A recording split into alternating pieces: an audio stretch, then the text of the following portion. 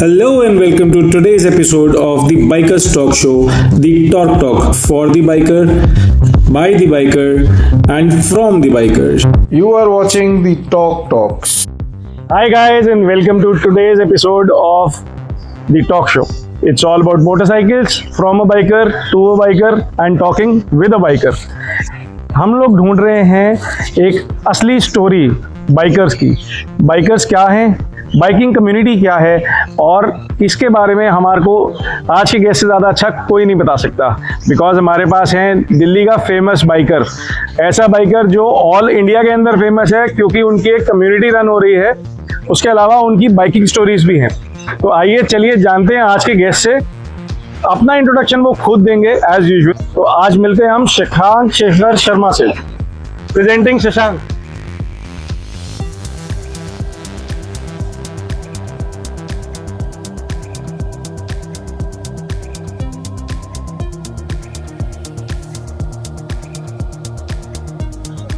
Welcome to the show, Shashank. Hi. How are you? Doing very fine. Very well. Tell me about yourself. Tell the audience about who are you? How did Shashank become a biker? And how did you come across having a big community like All India Riders Group? अपने आप कैसे सारी चीजें बनती गई, पूरी story बताइए। Story actually शुरू हुई 90s के अंदर। Intro first.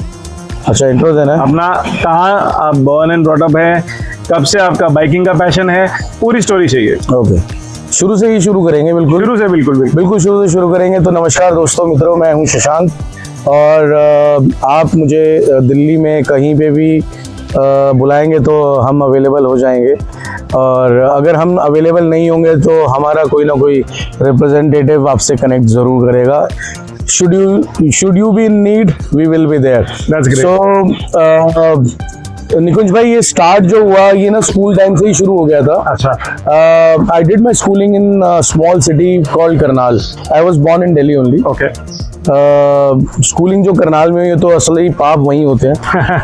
तो स्कूल में हम जब 10th स्टैंडर्ड में पहुंचे तो ये स्कूटर्स का और बाइक्स का तब इतना ज़्यादा पैशन वाली चीज़ नहीं थी, लेकिन क्योंकि मेरे पास था नहीं तो वो एक तृष्णा हो जाती है। जब जो चीज़ आपके पास नहीं होती तो वो ज़रूर करना है जी। तो ये स्कूल टाइम से शुरू हुआ। स्कूल जाते थे हम साइकिल पे, तो कुछ अमीर मित्र थे, उनके पास स्कूटर हुआ करते थे तो वो लेने आते थे। तो उनसे धीरे धीरे चलाना सीखा। चलाने सीखने के बाद ये हो गई कि हम उस एज के अंदर, I will not recommend very early before the legal age which is not recommended, which is absolutely not recommended for anyone, क्योंकि हमने वो बहुत चीज़ें उस समय देखी और वो रियलाइज़ करा कि matureness in riding is very important. और वो 18 ईयर्स का एज सिर्फ वो इसको सेटल करने के लिए होता है, बट खैर डिपेंड करता है बंदे के ऊपर की मैच्योरिटी कब आती है। राइट। तो हम लोगों ने जब स्टार्ट किया तो हम स्कूल टाइम बंकिंग करके कभी करनाल से कुरुक्षेत्र, कभी करनाल से पानीपत, कभी यमुनानगर, तो इस तरीके से हमने काफी एनर्जेटिक चाइल्डहुड रहा आपका। हाँ, तो स्कूल से बंक करके हम लोग राइड करना शुरू किए। तब भी ऐसा कोई कल्चर भी नहीं था इन अर्ली 90s, लेकिन हम ना उस समय देखते थे क्योंकि मेरा घर जो करनाल में है वो हाईवे से ज़्यादा दूर नहीं है। okay. तो हम लोग देखते थे कि लाइन बनाकर मोटरसाइकिल जा रही हैं, पीछे उनके बड़े सारे थैले बंधे हुए हैं, बैग बंधे हुए हैं, तो वो चीज एक्साइट करती थी। पहले के टाइम में सैडल बैग्स नहीं होते थे तो लोग ऐसी बैग्स लटका लेते थे। बिल्कुल तरपाल से कवर करते। हाँ, तरपाल बांधी होती थी, लिफाफे बांधे होते थे, पॉलीथिन जो ब्लू वाले पॉलीथिन हुआ करते थे। जी। तो वो रहा, उनको देखकर थोड़ा सा एक्साइटमेंट हुआ। मैं आपको बताऊंगा एक्चुअल जो राइडिंग कम्युनिटी या सेफ्टी की तरफ ध्यान गया वो दिल्ली आकर हुआ। दिल्ली में रहते हुए भी मैंने मेरे पास इससे पहले I started with in bikes, I started with CT 100। Okay. So मेरा उससे हर वीक का शेड्यूल होता था कुरुक्षेत्र करनाल कुरुक्षेत्र। वो मेरा दिल्ली से था उस CT 100 पे, और उस समय क्योंकि वो माइलेज इतना देती थी कि मुझे बस से ज्यादा फ्रीडम उसमें लगती थी। राइट। तो फ्रीडम वाली बात से शुरू हुआ कि यार अपना चलना है, ये पब्लिक ट्रांसपोर्ट से नहीं जाना। जी। तो CT100 से राइडिंग शुरू की मैंने, और तब ये था कि हवा लगती थी ज़्यादा तो एक विंड चीटर पहन के चलते थे जी। फिर धीरे धीरे एक्सपोज हुए तो नी गार्ड, लेग गार्ड आने शुरू हुए, सेफ्टी का धीरे धीरे समझ आने लगा। फिर देन ग्रेजुअली अंडरस्टूड कि ये सब सेफ्टी में नी गार्ड, लेग गार्ड जो है, जैसे ही आप गिरते हो तो वो उतर के पहले खुद भगते हैं। जी। तो you should have a proper riding gears. Right. तो वहाँ से ईयर वाज 2011-2012, राइट। जब पहली बार मैंने जैकेट खरीदी और मुझे लगा कि अब it is little safe. Right. आपका चेस्ट पे प्रोटेक्शन है, आपकी एल्बोज पे है, आपके सारे vital organs are protected. Right.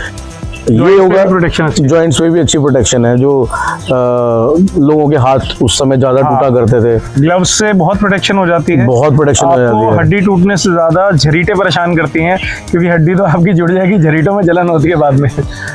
नहीं, एक्सीडेंट तो खैर फिर भी होते रहते हैं, लेकिन ये है कि हाँ, इससे आपका somewhat you are protected. Right. So ये राइडिंग गियर्स के साथ इंट्रोडक्शन हुआ, और कम्युनिटी राइडिंग मैंने स्टार्ट किया 2014 से। 2014. That is exactly the same time when I started my biking. Okay. So we started at the same time. Yeah, we started. पहले मैं करता था, मगर वो एक पर्सनल लेवल पे थी, कम्युनिटी। हर कोई हमारे में, जो हमारी एज में है, उन्होंने वो अर्ली स्टार्ट किया है डेफिनेटली, क्योंकि उस समय पे रूल रेगुलेशन की इतनी समझदारी नहीं थी, और छोटे शहरों में तो और भी ज्यादा ये चैलेंज है। But honestly, I have always been promoting safe riding since day one and following Great, those. that is wonderful. तो जो 2014 के बाद धीरे धीरे कम्युनिटी राइडिंग शुरू किया, उसके बाद देखा कि क्यों इम्पोर्टेंट है, तो हम लोगों ने काफ़ी कुछ इसकी तरफ लगा कि हमें भी रिस्पॉन्सिबिलिटी सोसाइटी की तरफ ये है कि अगर हमें पता लग गया और हम नहीं बताएं, जी, so it is not right. Giving back to the society. Giving back to the society is very That is important. the whole idea of this podcast. Yeah. We are discussing biking stories just to make the new generation bikers more aware of यार हम लोगों ने क्या देखा है और क्या सीखा है। आप लोग आज कर रहे हो, बहुत अच्छी बाइकिंग कर रहे हो, बहुत अच्छा लगता है देख के कि बाइकिंग के अंदर आज की डेट में एक बूम आ रहा है। बिल्कुल, बहुत सारे लोग एंथुजियास्ट हैं जो शौक से बाइक्स लेते हैं, राइडिंग गियर्स पहनते हैं, डिसिप्लिन में राइड करते हैं, लद्दाख घूमने का अपना सपना पूरा करते हैं बाइक पे, because biking gives you freedom. Right, absolutely. और अगर आप सेफ रहो तो आपकी फैमिली सेफ है, ठीक है, आपकी फैमिली सेफ है, और प्लस अगर आप सेफ चलाएंगे, जो कि रूल रेगुलेशन को फॉलो करेंगे, तो आप उसकी भी जिंदगी बचाते हो जिससे आप कभी भिड़ सकते थे। हाँ, बिकॉज हाईवे पे किसी और की गलती का भुगतान आपको भी भरना पड़ सकता है। तो यस, डेफिनेटली एक सेफ्टी एक पॉइंट है जो कि एक मेजर कंसर्न है। और coming back to the question of Nikunj भाई के ये कम्युनिटीज ये सब कहाँ से शुरू हुआ, तो इसके पीछे भी वो छोटी सी स्टोरी है। अभी जिन भाई साहब से हम मिले थे, वो हमारे साथ बहुत प्यार था आपस में, हम काफ़ी, तो उनकी डेथ हुई थी। अच्छा, उनकी डेथ हुई तो हम लोगों ने ये रियलाइज़ करा कि हेलमेट पहनना तो ठीक है, लेकिन एक अच्छा हेलमेट पहनना बहुत इम्पोर्टेंट है। वो हेलमेट पहना था भैया ने कि चालान नहीं होएगा मेरा, बट जब एक्सीडेंट हुआ उनकी पूरी बॉडी पे कोई खरोंच नहीं थी जी। It was only the helmet part which became fatal. तो उस समय फिर हम लोगों ने एक ड्राइव शुरू किया था। While I am talking to, I am remembering all those things happened that time. तो अभी मेरे गूज़बम्स हैं। हाँ, ऑब्वियसली अभी गूज़बम्स आ रहे हैं कि डेथ याद करोगे तो बुरा तो लगता है यार। तो हमने बीड़ा उठाया था उस समय पे कि लोगों को ये समझाना जरूरी है कि हेलमेट चालान के लिए नहीं पहने जाते, हेलमेट आपकी सेफ्टी के लिए पहने जाते हैं। और रूल्स फॉलो इसलिए नहीं किए जाते कि रेड लाइट अगर आप जंप कर रहे हैं तो आप एक्सीडेंट से बच रहे हैं। अगर आप रेड लाइट जंप कर रहे हैं तो आप उस चांसेस को इंक्रीज कर रहे हैं। और सुसाइड करने का मिशन है तो मेरा रिकमेंडेशन है, गो फॉर इंडियन आर्मी। और वहाँ सुसाइड नहीं है, इफ यू डाई नेगेटिव यार, no if you die for country, die for the country. अगर आपको कुछ शौक है ऐसा कि आप जज्बा है आपके अंदर, तो देश के लिए आप जाकर जान दीजिए। जी। आप प्लीज हेलमेट जरूर पहनिए। और हेलमेट पहनना वो 50, 100, 200 रुपए की टोपी पहनने की बात नहीं है कि जिससे आपको पुलिस वाला देखे कि हाँ भाई इसने पहना तो हुआ। हाँ, सो बेसिकली एजेंडा ये है कि बाइक चला रहे हो या कोई भी टू व्हीलर चला रहे हो, अपनी सेफ्टी के लिए आपको हेलमेट पहनना है, ना कि चालान से बचने के लिए। एग्जैक्टली। तो क्योंकि ना इंडिया के अंदर ये बहुत मिसकंसेप्शन है कि हेलमेट तो पहना हुआ है ना, कैसा भी पहना है, हेलमेट तो पहना हुआ है तो चालान तो नहीं कटेगा। जी, जी, जी। So we are under the rule. वो रूल से तो आप बच रहे हैं, किंतु आप अपनी जान को कैसे बचाएंगे एक अच्छा हेलमेट पहन के, राइडिंग सेफ्टी गियर्स पहन के। तो हम लोगों ने एक नेशन वाइड राइड किया था निकुंज भाई। अच्छा। तो उसकी कोऑर्डिनेशन के लिए हम लोगों ने एक व्हाट्सएप का ग्रुप बनाया and year was 1915 when we started this. 2015 sorry, did I say 1915? So 2015 के अंदर हमने ये ग्रुप बनाया था और हमारे साथ उस समय कुछ 15 सिटीज़ के एडमिन्स कनेक्टेड थे। अच्छा। और दैट वाज समथिंग जो हम लोगों ने एक्सपेक्ट नहीं किया था, but due to my professional experience कि मैं ऐसे मल्टी सिटी एक्टिवेशंस को हैंडल करता रहा, हाँ। तो मेरे लिए थोड़ा सा उस समय it was like just an extension of my work कि हम वो बहुत अच्छे से एग्जीक्यूट कर पाए। And there were around 3000 riders in the first go awesome. Across India की जिन्होंने इस मुहिम में पार्टिसिपेट किया। कॉज भी बहुत अच्छा था। It was called responsible riders ride. Oh wow. So मेरा कोशिश ये था कि मैं एक जिम्मेदार राइडर हूँ, आप एक जिम्मेदार राइडर हैं, तो ये सिर्फ हम अपने तक नहीं रखें जी, इसको आगे बांटे। क्योंकि मेरा ये मानना है कि जब हम ये सब कर रहे थे, इफ यू रिमेंबर 2014-15, तो वी वर आई कैंडीज। हम जिस सड़क से निकलते थे लोग खड़े होकर देखते थे। अभी भी खैर अभी भी वो चीज तो अभी भी है, लेकिन उस समय वो ज्यादा थी क्योंकि वो बिल्कुल नया वो रेयर था, वो नया था। जी। तो मुझे ये लगा कि अगर हम अपने आप को दिखाकर अगर कोई एक पॉजिटिव मैसेज फॉरवर्ड कर रहे हैं तो हमें वो डेफिनेटली करना चाहिए। We were kind of setting up examples and trends at that time. जी। तो उसी के लिए अगर आप देखेंगे, मैं आज भी ये कोशिश करता हूँ कि बच्चों को ना अगर आप ये समझाओ कि ये पहनना जरूरी है जी, वो नहीं समझेंगे। बोलेंगे पहनना ट्रेंडी है, वो पहनेंगे, वो कूल लगता है इसलिए पहन लेंगे, वो कूल लगता है इसलिए पहनेंगे। तो मुझे ये लगता है कि जितने भी ट्रेंड आते हैं, हेलमेट पे सींग लगाना या चोटी लगाना, ब्रेड्स लगाना या किसी भी तरीके का कोई भी लाइटिंग लगाकर आजकल लोग चल रहे हैं, सो वो बहुत अच्छा है क्योंकि आप एक तो अटेंशन ग्रैब करते हो, दूसरा आप उस चीज का ट्रेंड लाने की कोशिश करते हो, और एटलीस्ट हेलमेट तो पहनते हो। बिल्कुल, that is the most important thing. सिर्फ अपने बालों पे आप बाल नहीं चुकाएंगे। राइट। आपको डेफिनेटली एक मीडियम चाहिए होगा तो आप एक हेलमेट पहनेंगे। तो कहीं ना कहीं एक्सेसरीज भी इन्फ्लुएंस कर जाती हैं सेफ्टी को। एब्सोल्युटली। तो मुझे ये लगा कि यार ये करना हमारा बहुत इंटरेस्टिंग है, तो मैं आज भी मेरे हेलमेट पे बीड्स हैं लगी रहती हैं, सो दैट कोई भी, क्योंकि with this bulk if you are still looking trendy, right, so you will influence एक या दो लोग की, बट आप हेलमेट पहनोगे और ये कर सकते हो। एक बात जरूर बोलूंगा, ट्रेंडी की बात ये है कि आपकी बाइक का कलर, आपकी जैकेट का कलर और आपके साइड बॉक्सेस का कलर बिल्कुल यूनिक है। ऐसी कॉम्बिनेशन की राइडिंग एक्सेसरीज, ये कॉम्बिनेशन कैसे इकट्ठा हुआ और इस बाइक तक कैसे पहुंचे आपने? CT100 के बाद क्या बाइक ली? CT100 के बाद मेरे पास बॉक्सर CT100 थी, उसके बाद फिर प्लेटिना भी थी जी, फिर पल्सर आई। अच्छा, पल्सर आई तो वहां से थोड़ा सा स्पीड की तरफ रुझान हो गया था। पल्सर अपने टाइम में एक सब लड़कों की ख्वाहिश हुआ करती थी क्योंकि उसी ने स्पीड और परफॉर्मेंस इंट्रोड्यूस करी थी कंप्यूटर मार्केट, बिल्कुल कंप्यूटर मार्केट के अंदर। और वो एक ऐसी बाइक थी जिसने लोगों को तेज चलना सिखाया, ब्लड उसका ना नेगेटिव साइड ज्यादा चला गया, चेन स्नैचिंग होने लगी तो इसलिए फिर मैंने 2 साल के अंदर मैंने वो बाइक निकाल दी जी। फिर then I settled on my dream bike, क्योंकि बचपन से वो देखते आ रहे थे, हम रेड लाइट पे खड़े हैं और रॉयल एनफील्ड। एब्सोल्युटली हर लड़के का ना एक, जब वो बड़ा हो रहा था ना तो रॉयल एनफील्ड, क्योंकि उसका नाम ही वहां से शुरू होता है, रॉयल। सो लोग मेरे से तो उस समय पूछा करते थे कि why Royal Enfield, old technology, पुरानी, वो कब 100 साल पुरानी टेक्नोलॉजी। कास्ट आयरन ली थी सर। वंडरफुल।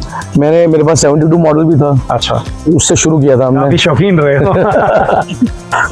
वो ज्यादा देर अफोर्ड नहीं कर पाए, वो माइलेज का था, प्रॉब्लम है, फिर मेंटेनेंस भी परेशान करती थी। लेकिन उस समय रॉयल एनफील्ड का मेंटेनेंस इतना कॉस्टली नहीं होता था, 5000 में इंजन बन जाता था यार। अगर जब उसका पॉइंट आउट हो जाता था ना तो मिस्त्री चाहिए होता था पॉइंट सेट बैठा। हाँ, ये तो है वो चीज एक ट्रॉमा। हाँ, तो वो ट्रॉमा इस चीज का नहीं था कभी, वो ना इट वाज लाइक बहुत ठहरी हुई बाइक, बहुत। अगर आपको मोड आ रहा है तो आपको पहले माइंड में बनाना है कि ये मोड आ रहा है और तुझे मुड़ना है। तो ऐसा नहीं है कि ये एक यामा है या एक हीरो होंडा स्प्लेंडर है, या तो आपको उस समय पहले माइंड बनाना पड़ता था कि ये मोड आ रहा है और तुझे मुड़ना है, तो पहले से स्लो डाउन कर। Right. So it was not like जल्दी वाला bike. It was not a rally bike, it was a touring और क्रूजिंग? एब्सोल्युटली। तो मेरे को जब कोई पूछता था ना कि वाई रॉयल एनफील्ड, जब जैसे मैंने आपको बताया कि वो ठहरी हुई नहीं, बेसिकली वो अराइव्ड बाइक है दैट यू हैव अराइव्ड। आप जब भी कहीं पहुंचते हैं तो your arrival is noted, right, and you arrived in life, that is why you are calm now. Yes, I used to be very aggressive person. I will dedicate, although I'm driving this bike now, which is Dominar 400 with USD. So उस समय ना it was like when you settle down in life, that bike I gave 100% dedication to that particular bike कि it made me calm. क्योंकि जिस तरह का उसका attitude था, धीरे धीरे मेरा एटीट्यूड भी वैसा हो गया। चलिए, बाइक की स्टोरी समझ में आ गई। आपने रॉयल एनफील्ड रखी, रॉयल एनफील्ड के बाद आप डोमिनार पे स्विच कर गए, आप टूरिंग करते हैं। तो tell us something about your touring experiences. I want to know your travel stories, जो बहुत अच्छी रही हो या जो बहुत मीनिंगफुल रही हो, या फिर जिसके अंदर कुछ एक्साइटमेंट रही हो। एक्साइटमेंट जैसे डर लगना, कोई कंट्रोवर्सी, कुछ भी आपकी बाइकिंग स्टोरी से रिलेटेड। निकुंज भाई, मेरा ना राइडिंग में कभी भी कंट्रोवर्सीज नहीं हुआ है। पता नहीं क्या हुआ है कि जब भी मैं बाइकिंग कर रहा हूँ ना, एक कट लूंगा बीच में जी। इनको मैं मांड वाली भाई बोलता हूँ, इनकी सबसे बनती है, इनकी किसी से कटती नहीं है। दिल्ली में कोई ऐसा ग्रुप नहीं है जहाँ ये इन्वॉल्व नहीं है। हाँ, ये तो है। मेरे को ना एक्चुअली वो बाइक चलाते हुए, क्योंकि उसने मुझे काम किया, तो मैं ऑब्वियसली सड़क पे एग्रेसिव बिल्कुल नहीं होता था धीरे। तो रॉयल एनफील्ड ने मुझे वो चीज़ मेरे पर्सनालिटी के अंदर ऐड की। अब टूरिंग पे आते हैं। इसकी टूरिंग के ऊपर ना ये थोड़ा सा अग्रेसिव है बाइक जी, कंपेयर टू रॉयल एनफील्ड जी। हाईवे पे भी थोड़ा अग्रेसिव है, बट उसने ना मेरा अब नेचर रॉयल एनफील्ड ने ना फिक्स कर दिया। अच्छा, अब वो नेचर मेरा वैसे ही हो गया कि I don't get angry very quickly. Okay, बहुत personality in terms of business also it has calmed me down.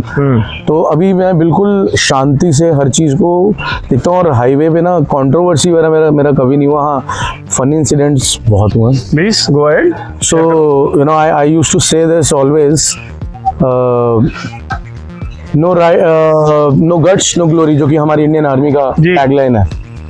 No guts no glory, no ride no story. No ride no story. So story कभी भी नहीं बनती अगर आप घर बैठे रहो। तो जब आप घर से बाहर निकलोगे तो हर राइड एक स्टोरी है, हर राइड पे एक स्टोरी है, हर राइड एक स्टोरी है। तो मैं आपको क्या बोलूँ, हम पहली बार मैं लाइफ में गोल्डन ट्रायंगल कर रहा था। अच्छा। और हम लोगों ने बेवकूफ़ी ये करी, हमने golden triangle Delhi Jaipur Agra Delhi Agra Jaipur Delhi route तो वही हुआ था। हाँ, वो उस तरफ से हमने हमेशा उस तरफ से किया था, क्योंकि वो एक्सप्रेसवे का थोड़ा साथ मिल जाता है। तो मैं पहली बार जब वो राइड कर रहा था तो हुआ ये कि हमने दिन चुना 31 दिसंबर का। क्या बात कर रहे हो? सर्दियों में। वो हमारी सबसे बड़ी बेवकूफ़ी थी जी, कह सकते हैं। कह नहीं सकते, वो हैंस प्रूव हुआ। अच्छा, बताओ।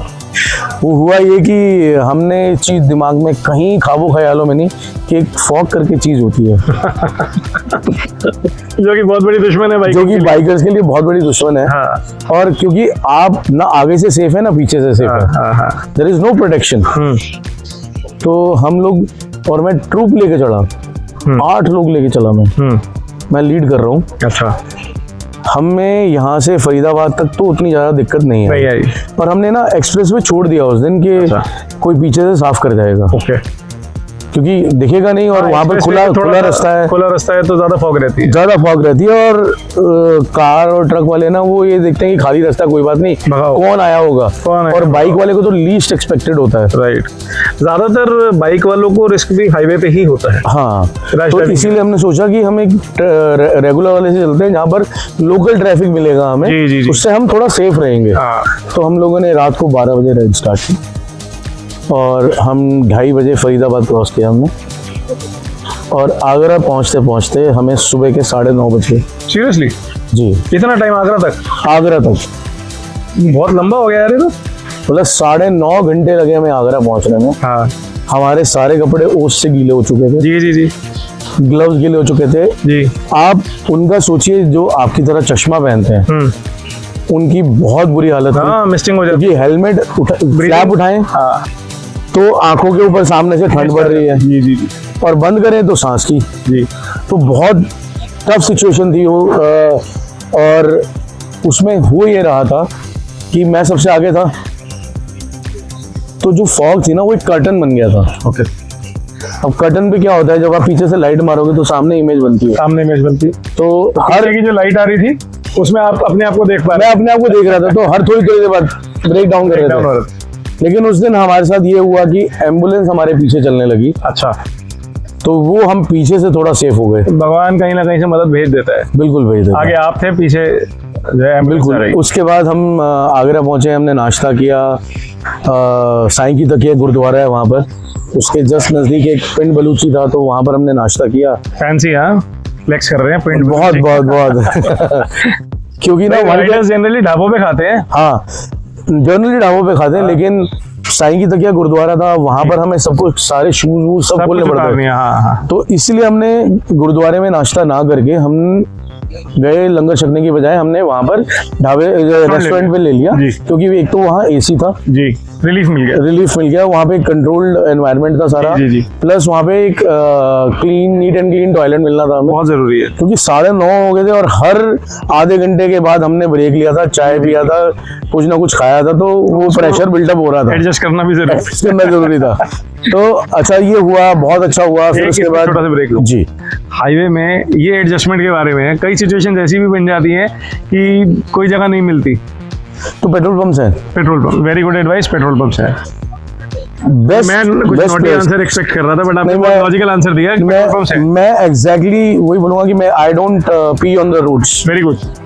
That doesn't look nice. बचपन से आदत रही है, कभी भी जाओ तो वॉशरूम बने हुए हैं, अवेलेबल है, यू नो, गो देयर। तो ये दिस डजंट लुक नाइस कि आप सड़क पे आप पी कर रहे हैं। राइट। चलो एनीवेज, वो तो खैर लोगों की आते हैं, उसमें हम कुछ कर नहीं सकते, लेकिन समझाना सभी को चाहूंगा कि please don't pee on the road. Washrooms आपके पास हर 15 मिनट पे अवेलेबल है। Take it as a social message, stop peeing on the road. Absolutely. Petrol pumps हैं, they are very neat and clean. आप वहाँ जाइए, वहाँ भी करिए और आराम से फ्रेशन अप होके मुंह धोइए, उसके बाद आगे चलिए। फिर हम आगरा पहुँचे। आगरा से जयपुर का रास्ता भी हमने अच्छे से ट्रैवल करा, क्योंकि दिन आ गया था। अब आती है बात, हम जयपुर से रिटर्न कर रहे थे। मेरे पास मेरा राइडर आता है कि भैया जो आखिरी वाला राइडर है, आप एक बार उसको चेक करो, मुझे लग रहा है कि वो झपकियाँ मार रहा है। तो मैं उसके बाद मैं उसको लीड देकर और मैं पीछे गया। वो बंदा सोया हुआ था लिटरली। फ्लाईओवर शुरू हुआ, फ्लाईओवर खत्म हुआ, उसको नहीं याद, उसको नहीं पता। राइट। और दिल्ली जयपुर हाईवे पे आपने देखे हैं कि बहुत सारे एक्सीडेंट्स होते हैं। और ये मुझे लगता है कि ये वो सबक था जो मैंने उस दिन सीखा जी, कि राइड करते हुए अगर आप पहले सो जाएं तो वो बहुत इंपॉर्टेंट है, क्योंकि किसी शराब से, किसी भी नशे से ज्यादा नशा नींद का है। तो किसी भी राइड पे प्लीज आप कभी भी आप नींद के अंदर राइड मत कीजिए, लंबी राइड पे। अपने एक दोस्त की याद आ गई, मैं नाम नहीं लूंगा, वो एक रेड एवेंजर चलाता है, छोटी हाइट का है, मेरे भाई जैसा है, बहुत प्यारा दोस्त है मेरा। नीली नहीं, लाल नीली वाला अलग है, नीली वाले की कहानी नहीं है। तो लाल एवेंजर चलाता है वो। अब वो पूरे ग्रुप के अंदर ना सबसे धीरे चलता है, तो इसलिए वो टेल पे रहता है, क्योंकि उससे तेज चलती नहीं है। अब उसको हमने कई बार रेड बुल पिला ली जी, कई बार वो कहता है मैं रजनीगंधा खा के चलाऊंगा तो मैं चला लूंगा। मैं मना करता हूँ यार, किसी भी टाइप का इंटॉक्सिकेशन। बिल्कुल हाँ। बट उसका एक स्पेशल केस है कि अगर वो रजनीगंधा खा लेता है तो वो चलता रहता है। बट एक बार क्या हुआ, हम लोग आ रहे थे हरिपुर धार से वापस, और यही पानीपत से पहले, अम्बाला पानीपत के बीच में, कुरुक्षेत्र के आसपास ही, भाई वो रोड पे चल रहा है और चलते चलते रोड के बीच में आ गया। मैं रियर व्यू मिरर में देखा, मैं वापस पीछे आया, मैंने उसको साथ में आके हॉर्न मारे, हिलाया, मतलब थोड़ा सा जगाया, कोशिश करी, तब उसको रियलाइज हुआ कि वो कहाँ है, इधर उधर देख रहे हैं, और साथ से उसके रोडवेज की बस निकल गई फर्राटा मारते हुए। भाई साहब उसने लिटरली बाइक ऐसे कर दी और मुझे डर लगा कि मेरे पे आके ना गिर जाए। उसको साइड पे रोका हम लोगों ने, फिर हमने स्पेशली उसकी वजह से पूरी राइड होल्ड करी।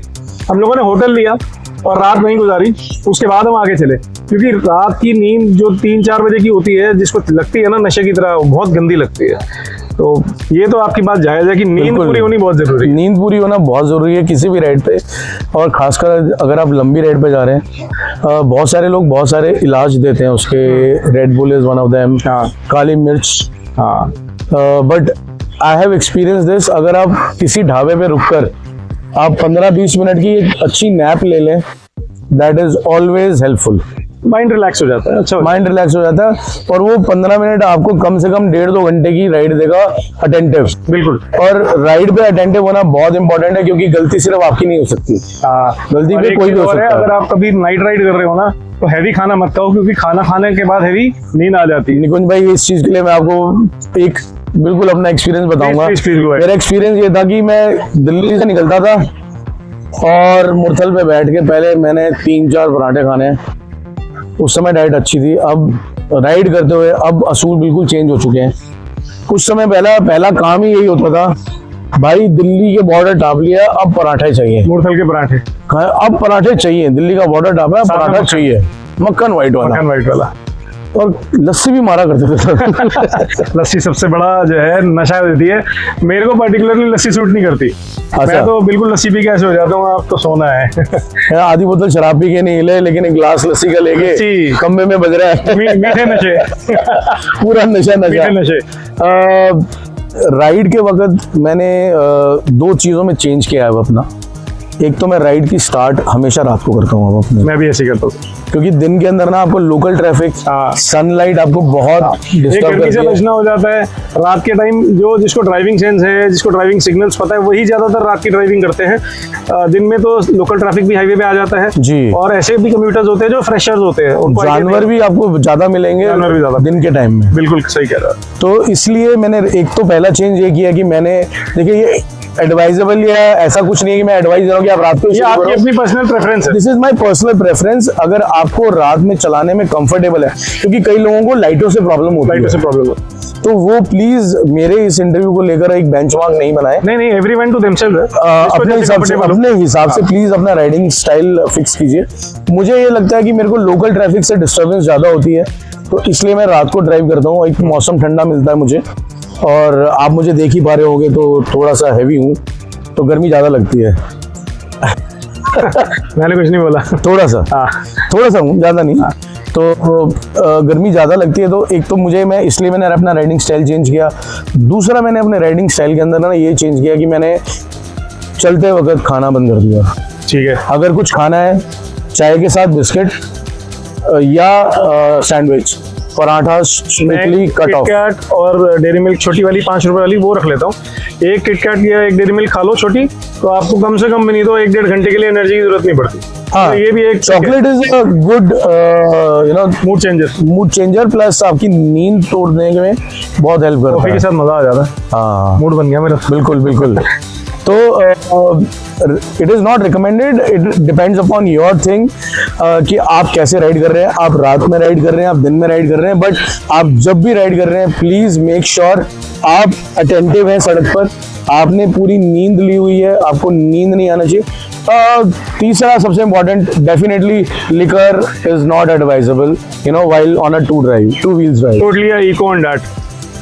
अभी आपने आधी बोतल बोला था, तो मैं सोच रहा था कहीं गलत मैसेज तो नहीं चला गया, बट अच्छा हुआ आपने साफ कर दिया। नहीं, वो एक्चुअल में एक जोक था, मीम था, आया था कि आधी बोतल पीने का स्टेमिना है मेरा, लेकिन क्या करूं, लस्सी पिए तो खंभों में बज रहा हूं। अच्छा, what inspires you to ride? मिलता क्या राइड करके? I don't know. खुशी मिलती है? I feel Riding क्या है? refreshed. I feel refreshed. I feel myself. I feel reset button चालू हो जाता है। तो जो चीज़ों पे आप सोच नहीं पा रहे हैं, या जो चीज़ें आपको तकलीफ दे रही हैं और आप उसको माइंड में क्लियर नहीं कर पा रहे हैं, मेरे साथ वो हो जाता है। So you mean to say कि you share a relationship with your bike? Yeah, it is ऐसा a- relationship ये- में आप पीस ऑफ माइंड मिलता है? बिल्कुल, ये पीस ऑफ माइंड मिलता है। मैंने तो आपको बताया कि मेरी तो पर्सनालिटी चेंज करके रख दी है बाइक ने। बिल्कुल बिल्कुल। एक आंखों से पकड़ के गुस्से को पकड़ने वाला, अभी बोल दो तो तब भी इट्स कूल।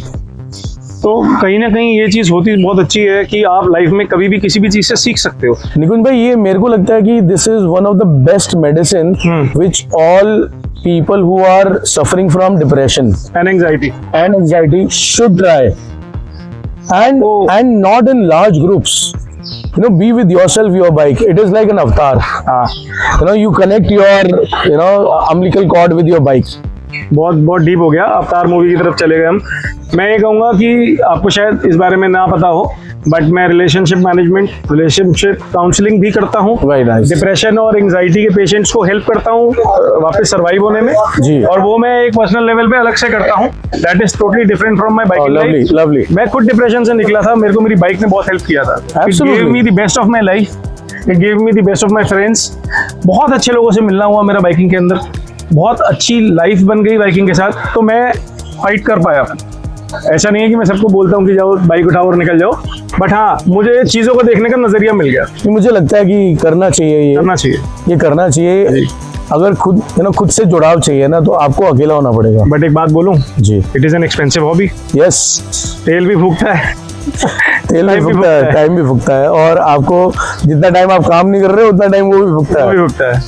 सो मोटिवेशन हो गई, इंस्पिरेशन हो गई, वो मूड चेंजर हो गया।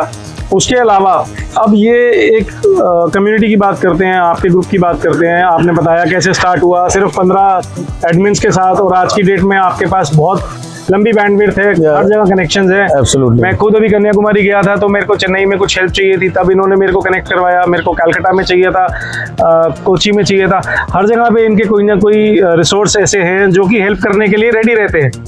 तो ये नेटवर्क बनाने के लिए क्या क्या सैक्रिफाइसेस करने पड़ता है शशांक भाई? निकुंज भाई, मैं इस बारे में बोलूँगा कि मैं ब्लेस्ड रहा हूँ कि मुझे आप जैसे भाई मिलते रहे, और वो सोच कॉमन रखने वाले लोग मिलते रहे, और उसी की वजह से, मतलब, it is not know me who did something, I feel I was only a platform. Okay.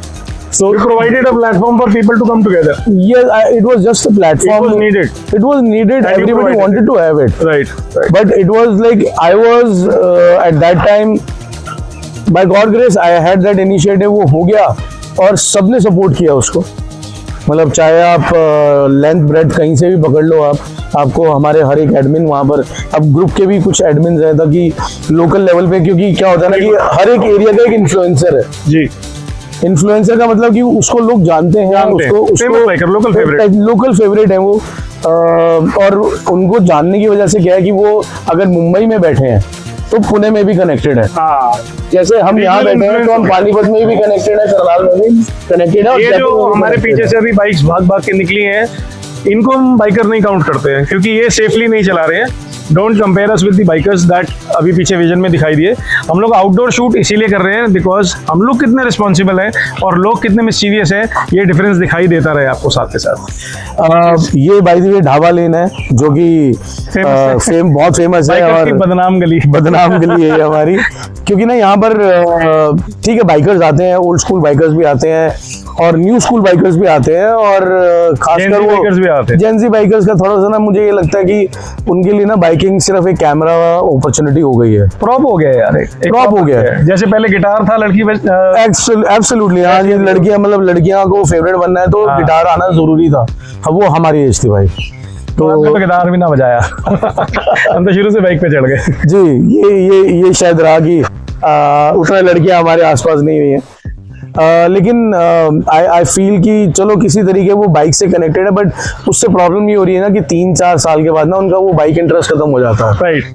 और वो जो मैसेज छोड़ जाते हैं, जो इमेज छोड़ जाते हैं ना, वो हम लोगों के ऊपर बर्डन है एक्चुअली, क्योंकि उनके लिए ना फिर वो इंपॉर्टेंस नहीं रहती। हेलमेट सेफ्टी हमारे लिए पैशन है, हमारे लिए पैशन हम है। 15-15 साल से लगे हुए हैं अपनी इमेज संभाल के चलने में, अपने नेटवर्क को संभाल के चलने में। नए लड़के आते हैं, 2 साल के अंदर मट्टी पलीत कर देते हैं और बदनाम हो जाते हैं सोसाइटी के अंदर, हम जैसे पुराने बाइकर्स। एब्सोल्युटली, इसका एग्जांपल भी आपने देखा रिसेंटली, नोएडा के अंदर पुलिस ने हर जैकेट पहनने वाले को पकड़ना शुरू कर दिया है। जबकि जैकेट पहन के चल रहे हैं, गियर पहन के चल रहे हैं, तो मतलब वो रिस्पॉन्सिबल है।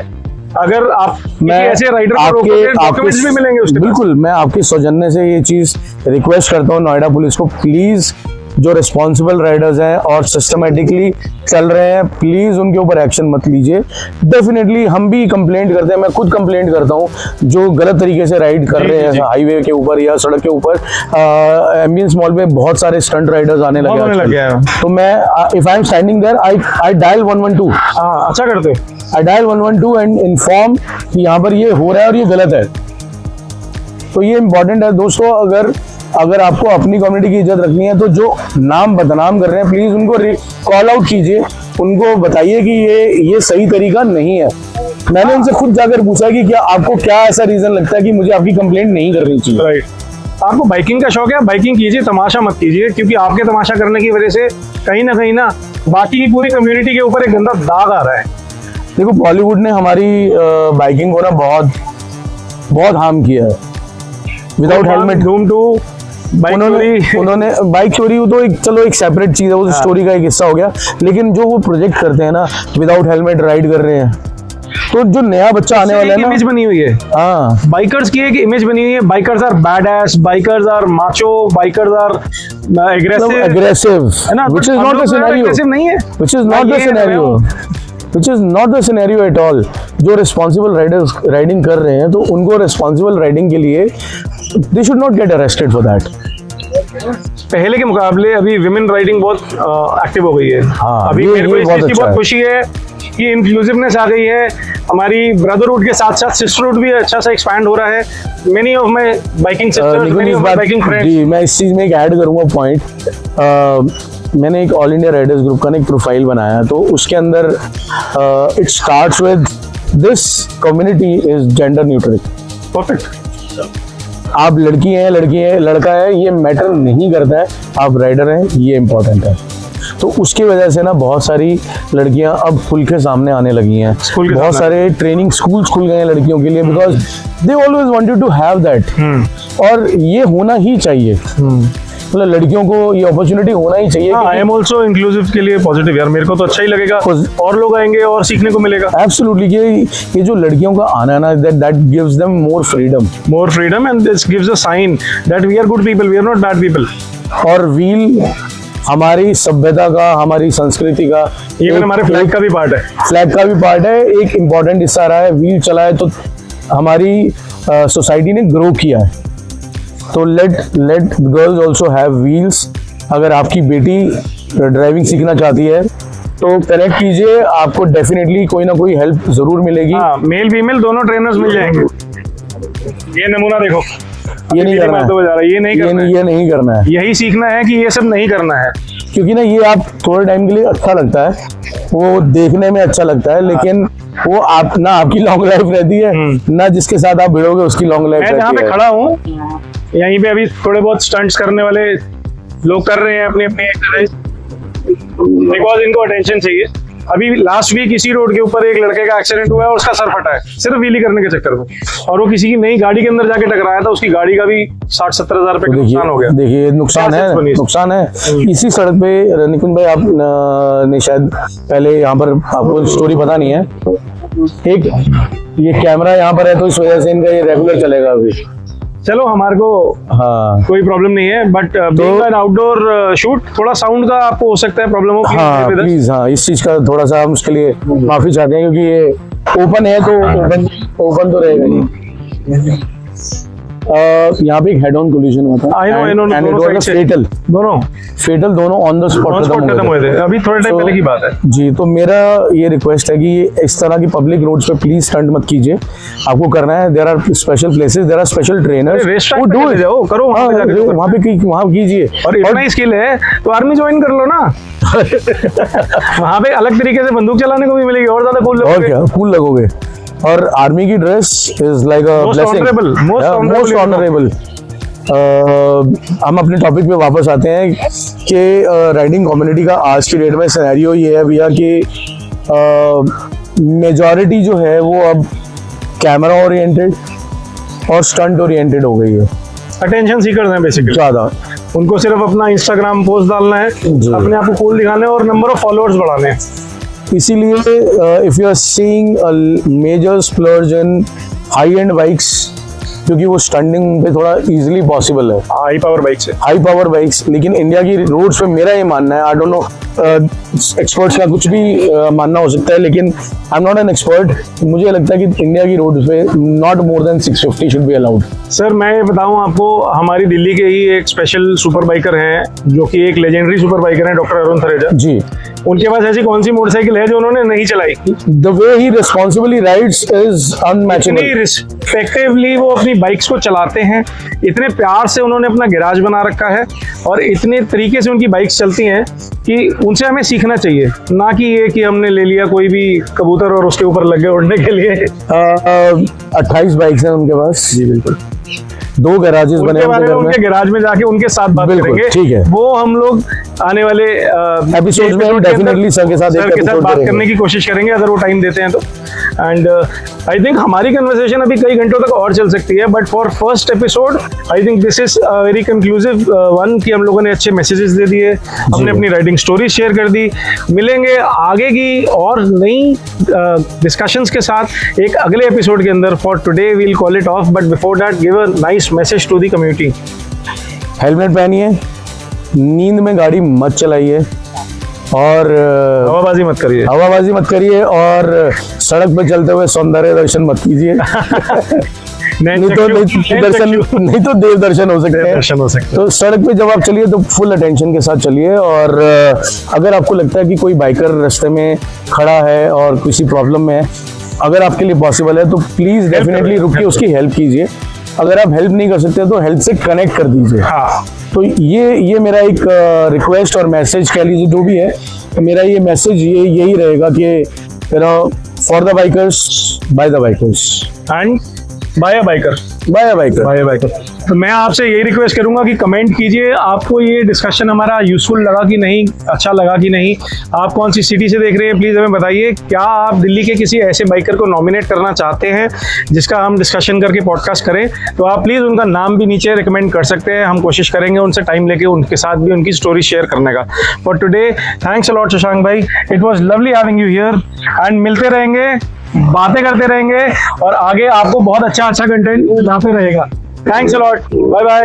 तो कैसा लगा आपको आज का एपिसोड हमारे बाइकर्स टॉक शो का, दी टॉक टॉक्स? पसंद आया तो प्लीज़ अपने बाकी के बाइकर फ्रेंड्स के साथ शेयर कीजिए। वीडियो देखने के लिए thank you. Please like and subscribe for more such content.